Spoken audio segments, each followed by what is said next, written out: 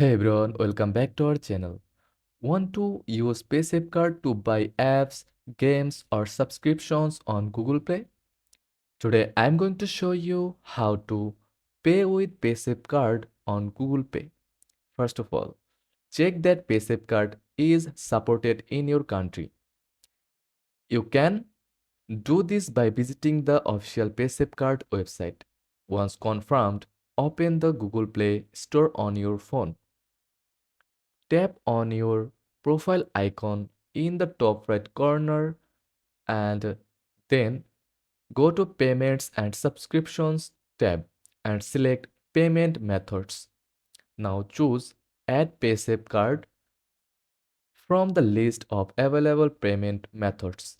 You will be redirected to Paysafecard's secure login page. Log into your account or enter your prepaid PIN if you have one. Once added, Paysafecard is now linked to your Google Play account and you can use it to make purchases instantly.